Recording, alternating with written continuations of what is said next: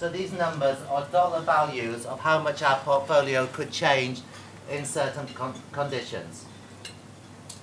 They're called Greeks, and the reason for that is that the individual names of them are things like delta, gamma, vega, theta, which you probably remember from your algebra or Greek letters. And so we look at them in various ways. So for example, we're looking at the delta against particular organizations or particular issuers there. And the issuers are one of our categories, or what's called dimensions, that we look at. Another way we might want to do is to look at by sector, or different Greek FX exposure. We're obviously looking at it by currency or currency pair. So we've got various Greeks, and we look at them with various categories. Here, the two on the bottom, this is showing one particular Greek, a sensitivity to the dividend rate and how that changes over the maturity of options that we've got. Lastly, what we do is we have scenario information, which is all about when we have look at economically implausible but scenarios such as a sovereign default, maybe not so implausible these days. And we have the P&Ls and look at that scenario. Here's a simple scenario looking at the P&L ladder. What happens if prices go down or up 40%? And again, the risk managers are interested in particular against what happened. Yes, what's the state of business as a close of business yesterday, and what was it the day before, and how have things changed in that day? So this is the end result. We have reports, and we also have. And we have lots of those, but we also have, as a way of analysing the data in using the pivot tables that Lee spoke about earlier on. Okay, Derek, over to you. Thanks, Mark. So this part here, I won't go through all the details of this, but this is to give you a quick overview of these main cubes. So there are two large cubes, an equity cube and a fixed income cube, bringing in 100 million odd sensitivities every day globally from different source systems around Asia, US and Europe. So we have we've got to follow the sun model, so batches that are available from Asia are available to those risk managers straight away, and also they are able to see some of the London risks a little earlier, so that's an advantage. There's a small team of 7 agile developers who do have some good domain knowledge, both within the business intelligence space and OLAP and what have you, but also within risk. We've got very tight SLAs that we have to meet for both the reports and having data available for analysts, and so there's been a lot of work put into getting the cubes available by certain points in time, and there's, it can be quite a complex process. Like it says at the bottom here, these have been in production now for 2 years and have been very successful, and have become the go-to primary tool for risk managers for accessing, analysing risk and market risk in the business. So that gives you a bit of I think a sort of high-level overview of what these cubes are all about and how they're used, just to sort of set the scene for the coming slides. So this one, I won't go into a lot of detail on all these different parts, but anyone who's worked in the sort of data warehousing space or anything like that, or in any projects like this, will recognise this kind of setup. It's where we have our kind of source systems, ultimately where we're getting our data from, an ETL layer here in the middle. We're doing, like Lee mentioned, extract, transform, load operations, and then ultimately out into a presentation layer and analytics with the cube being accessed via Excel and a reporting suite that is its whole own presentation really in itself. But we start over here with the sensitivities. These are our main core fact, if you like, in the cube. Like Mark mentioned, there are deltas, gamma, vega and what have you. These are our main risk measures, our sensitivities to risk. We have our trades, gives us trade information about the trade date, maturity date, the counterparty and what have you. Some reference data, so the account information from finance, the book structures, instruments information, product types from different systems. from a whole lot of different systems. A bit of market data out from the market, prices for different instruments, stocks, even sort of volatility, betas and what have you come in here that we can use alongside our risks, and some stresses. Example like Mark gave before with the a sovereign default, for example, some market shocks that can be applied to the data. And in the ETL, we do a bit of cleaning and mapping within the actual pipeline ETL part. But then also, you want to leverage your database for some things that they're very good at, and so you want to pick, some types of operations can happen in here. So we have a bit of cleaning going on in our data, standardizing. It's very important. You've got different source systems in different regions, treat things differently, and you want to try and map things together to get a single view of a product. If you're in a different business, a single view of a customer, a single view of an instrument, and that process of getting there to standardizing these things into a single thing takes a lot of work. Transforming, adding a bit of extra value on top of what we get. So taking, for example, the beta, the market data of a beta, putting it with the delta and deriving a beta delta. Taking an index and disaggregating it out into its individual components. We do this in here, and then we build our facts and dimensions. It's got a star schema here. I won't go into the technical details of this, but if you want to understand anything about what a star schema is, you can come and talk to us after. This is a good model that we've found has been very successful for us. Then we build our cube, which is sort of a various processes that go on here, partitioning like Lee mentioned. And we put some of the calculations in the cube, those that are best for the cube. Yes, there's also cube-side calculations that go on as well. So again, it's picking the right place to do certain things. So some things that have to be done on the fly, gross measures and things like this, where you want to net at a certain level and then take absolute values from there up. You want to do that on your cube side. So we have some calculations in the cube, and then our analysts can access this, slice and dice it, and our reports build off that as well and leverage the power of the cube in terms of its performance and what have you, taking the bar and the limits. So in a nutshell, that's kind of how the flow works from one end to the other. There's obviously more complexity in here, but if anyone wants to know anything about any of these parts, then you can have a chat. Thanks, Mark. Okay. So now we come on to the main part of the presentation, which is the lessons learned. And this is one of the first lessons learned. We started off by building our equity cube with quite a simple design. All the sensitivities lumped into one big table in the center, and all the categories in this wonderful star schema that Derek has talked about around it. And that was simple, it worked well, and it was good. But then we came to look at the equity cube, and we thought, we can do better than that. A better design is a more realistic design. And we thought, well, let's split those sensitivities into different categories, because the problem with this one is that, for example, we might have a equity correlation sensitivity. It doesn't relate to currency pair. But it does relate to the two underliers. So we built a better model.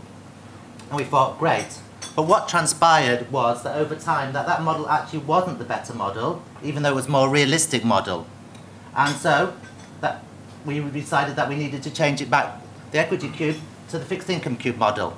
And here's the problem, because that should have been an easy job. After all, these are just internal representations in the cube, internal tables in the database.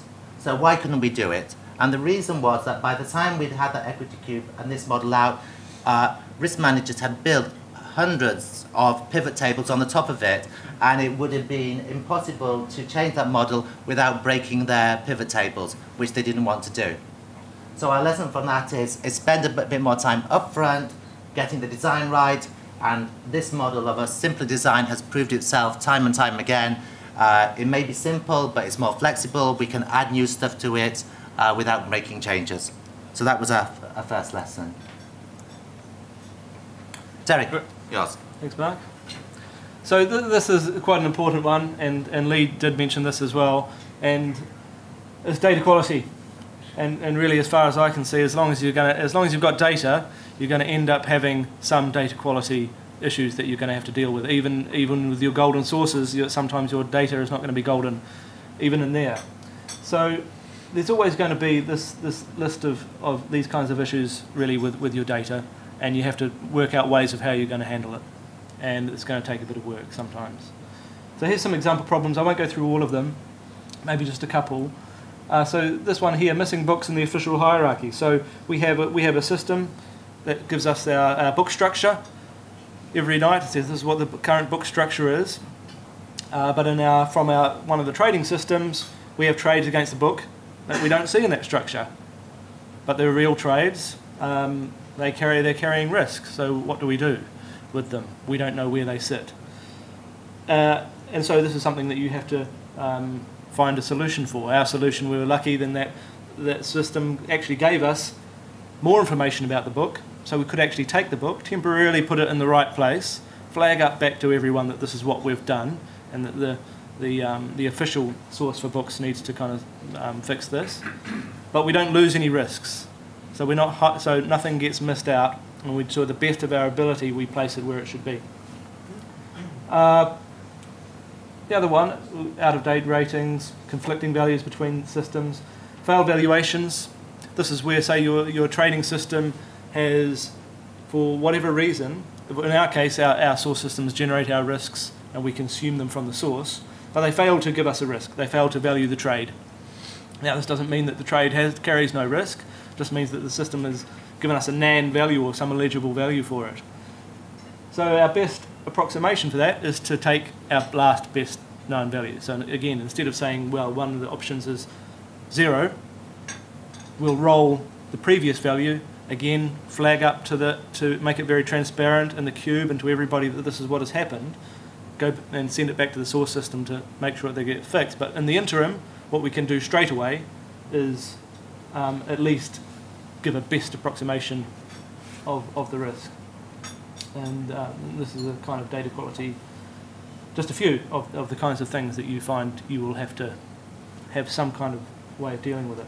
And the cubes themselves will actually end up exposing data quality issues in your data. Because once you get a good cube model together and you put it in the hands of people who know the business very well, they're going to start drilling into it quite powerfully, and they will ultimately, possibly, find some issues in the data that haven't been found before. So the cube in itself sometimes turns up data quality issues.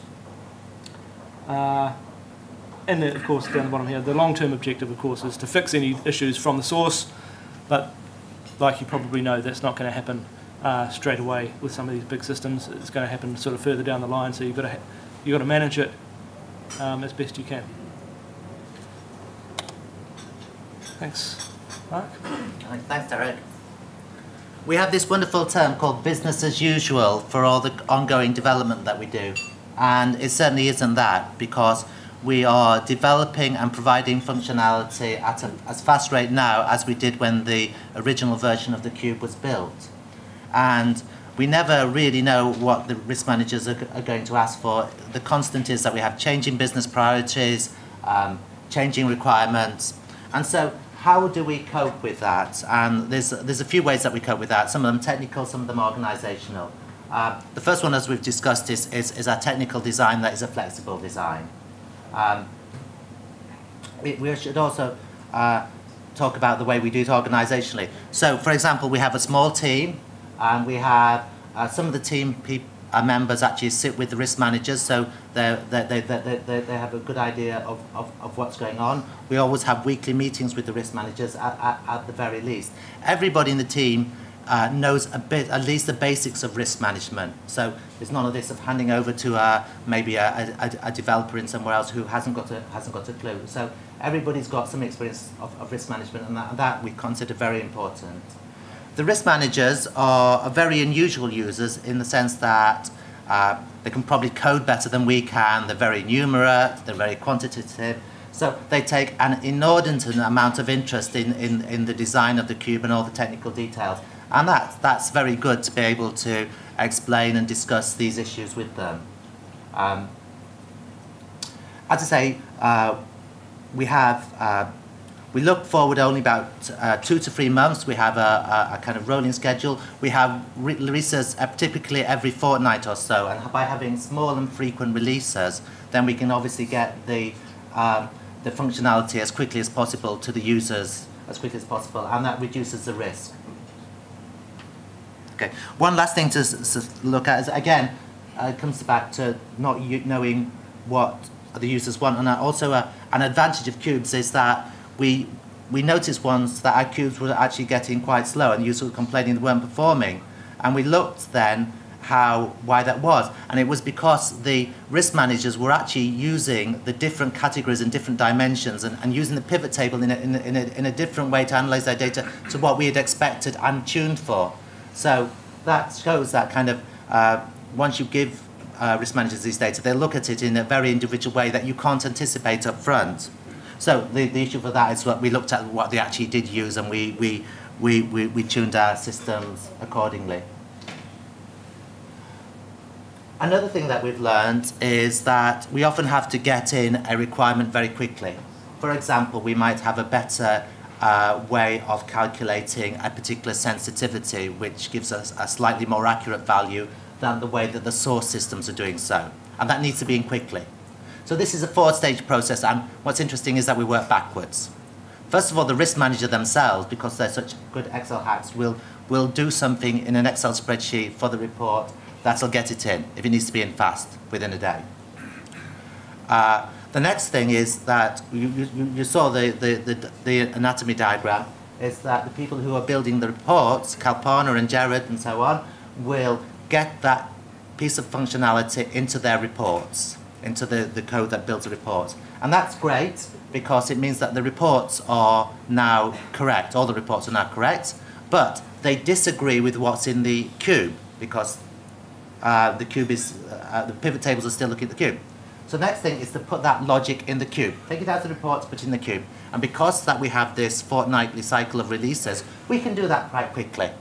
And therefore, cube agrees, analysis agrees, reports agree, but it doesn't agree with the data that the traders are seeing. So when the risk managers talk to the traders, they're talking about different data, rather than talking about the same data and what they can do about it. So the fourth thing, which takes a few months, because the source systems are on a 2 or 3 month cycle, is to get that algorithm put into the source systems. And once we've done that, we can take it out to the cube, and then everybody agrees on the same data, traders and risk managers, and then it's done. But what's interesting is how we go backwards from doing it at the very final end to doing it in the source system. There are other lessons that we've learned. The risk managers do rely absolutely on our cubes, so we've learned time and time again that they've got to be reliable, they've got to perform well, they've got to be there available. As Derek said, we take advantage of the different time zones. We get our data from London about 2 o'clock in the morning, gets made available by the source systems. It's got to be up at 5 o'clock in the morning so that risk managers in Mumbai can have a look at it. So that when it comes to 9 o'clock in the morning, they've already had a good look at it before the European risk managers do.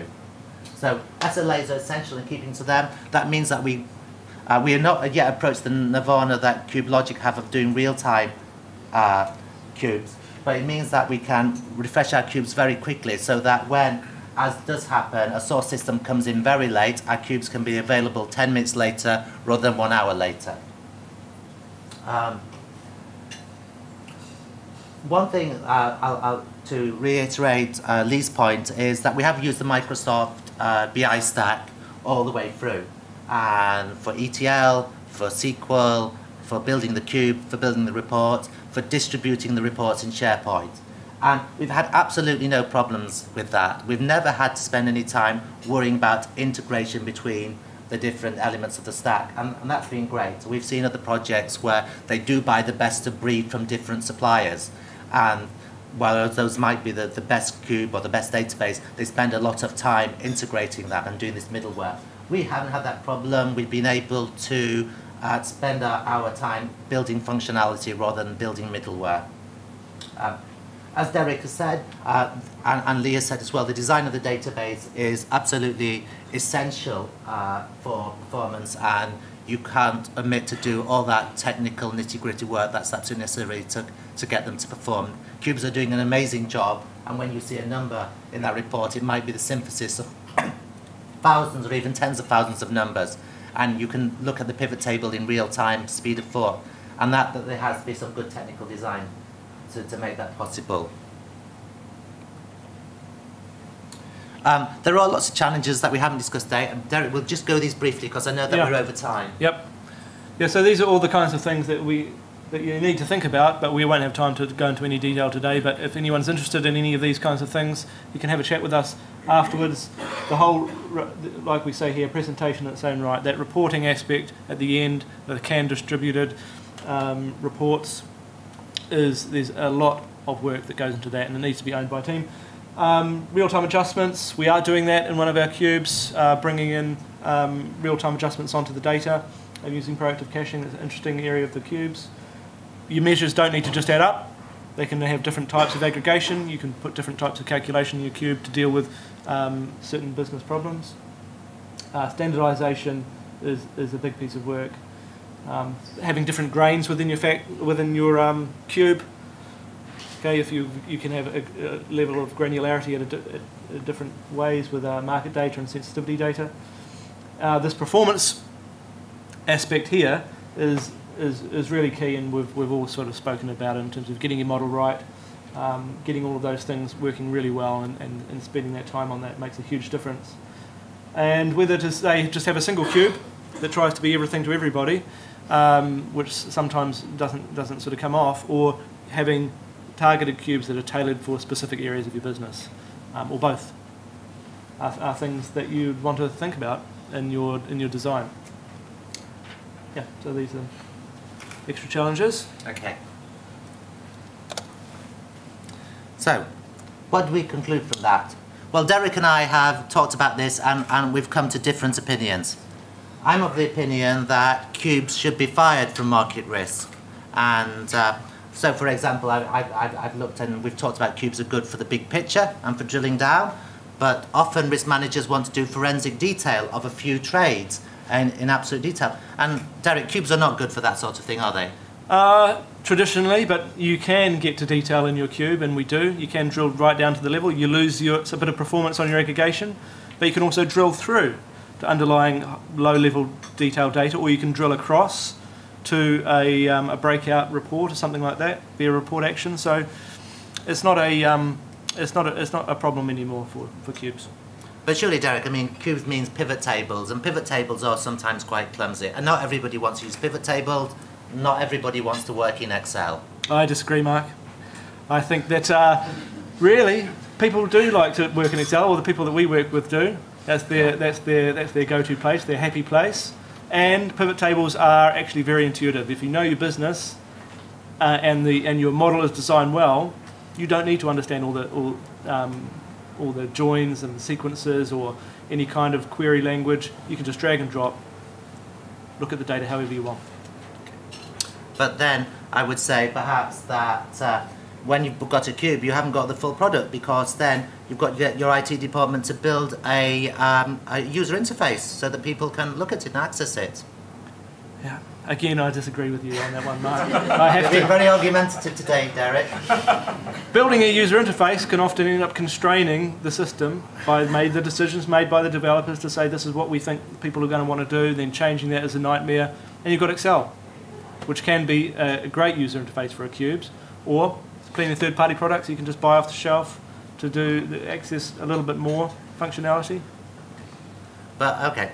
But the last thing I would say is performance. I mean, cubes used to be good at performance, but now surely we've got lots of other tools that can perform just as well.